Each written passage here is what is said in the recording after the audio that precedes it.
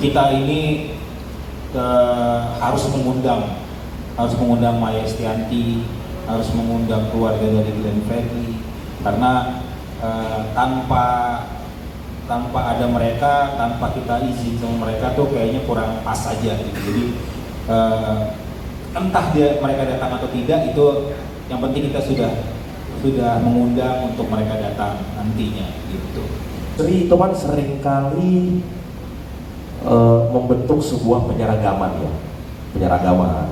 Ketika lagi koplo semua, ketika lagi galau semua, ketika lagi IDM semua. Nah, kalau pertanyaan adalah kenapa pastor nggak bikin sesuatu yang seperti anak-anak Timur itu bikin? Kami yakin ketika kami bikin sesuatu yang kayak begitu, nggak akan bisa lebih bagus dari mereka. Gitu. Karena itu DNA. Mereka lahirnya di sana, datang dari sana, spiritnya kemudian itu, yang bunyi juga adalah itu.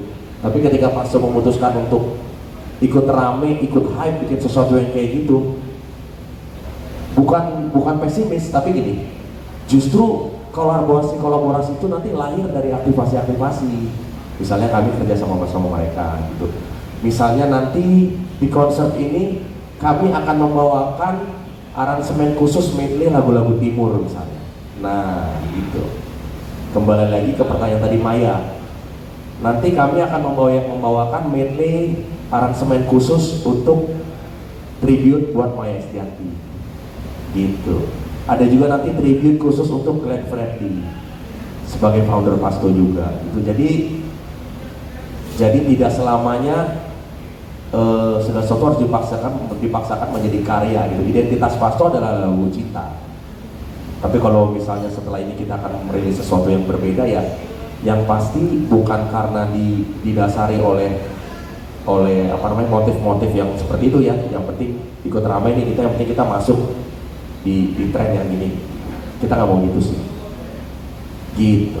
Jadi ajang untuk mengenang mendiang Glenn juga nggak sih untuk konser ini sebenarnya? Iya dong. Kita akan di konser ini kita akan sampaikan bahwa ada nama-nama besar yang punya jasa untuk Pasto. Yang paling berjasa buat kami adalah Glenn Fredly. Boleh tepuk tangan buat almarhum. Gitu.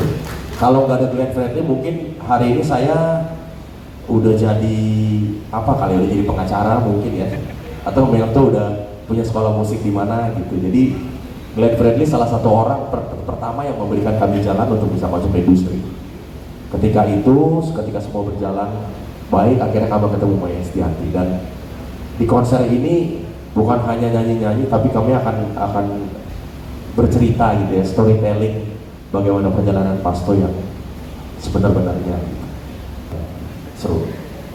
Jadi sebenarnya pertanyaannya bukan kenapa tunggu 15 tahun, tapi apa yang gue dan Melto lakukan sepanjang 15 tahun itu pertanyaan yang penting sebenarnya.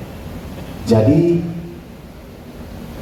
kalau ditanya apakah ada proses pendewasaan, sangat gitu, karena proses pendewasaan matang di karbit sama matang karena perjalanan waktu beda ya teman-teman. Jadi ini bukan terlalu percaya diri, tapi ini kenyataan. Jadi kita matang dari segala sisi, dari secara taste music kita semakin matang, secara pendewasaan karakter masing-masing juga semakin matang. Karena gini teman-teman, kalau teman-teman tahu ya, band di Indonesia ini mostly mereka itu guyup, mereka itu seru pada saat lagi manggung doang. Begitu udah nggak manggung, mereka hidup sendiri-sendiri. Bahkan circle-nya aja pun berbeda. Nah kami ini, orang Timur ini, nggak bisa ada dalam kondisi kayak begitu. Gitu. Jadi kenapa dulu gue memutuskan untuk cabut dari Pasto? Karena secara pertemanan justru udah nggak asik dulu ya. Jadi karena itu makanya gue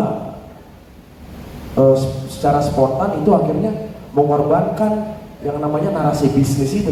Nggak bisa tuh gue berjalan Udah deh, yang penting kan cari duit, yang penting manggung rame, yang penting panggung jalan terus, yang penting cuan terus. Masalah circle kita bisa berteman yang sama yang lain. Nah kalau gua sama Milton nggak bisa begitu. Untuk lahirnya sebuah karya pun harus ada chemistry kan, chemistry yang nggak bisa dibuat-buat gitu. Jadi nah setelah melewati proses 15 tahun itu, di tahun ke-15 itu baru ada kesadaran, terutama gue nih. Kenapa gue?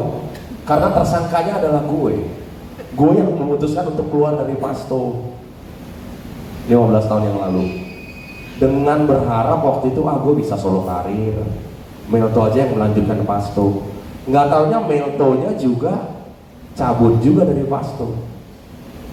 Nama Pasto jadi keleleran teman-teman ya, domainnya jadi nggak jelas, spiritnya jadi nggak jelas, DNA awalnya berubah semua. Sementara gue ini adalah sebelum Melto, gue adalah founder Pasto yang dari awal tahun 2002 berdiri. Gue yang pertama kali ada bersama 3 teman yang lain. Jadi di tahun 2011 ini seperti ada sebuah hikmat itu yang bilang bahwa Pasto ini harus lo selamatkan gitu loh. Karena Pasto ini adalah lokomotif yang besar. Karena gini teman-teman, kalau kalian dengar lagu kita duo dengan karakter vokal, karakter lagu, dan karakter musik, nggak ada lagi yang kayak Pasto. Pemberitaan itu perlu disampaikan ya. Jadi Pasto belum punya regenerasi sampai hari ini. Artinya berarti kita masih diizinkan untuk menjadi pemeran utama di dalam market duo ini. Jadi kami butuh dukungan teman-teman untuk memberitakan hal-hal yang sifatnya kualitas ya, gitu ya. Karena kami ini lahir di era musik yang pertanggungjawaban kualitas itu adalah segala-galanya. Teman-teman, terasa gak sih circle hits hari ini bergulir begitu cepat? Lagu yang 2 bulan lalu itu sangat hits, hari ini bisa nggak bunyi lagi gitu.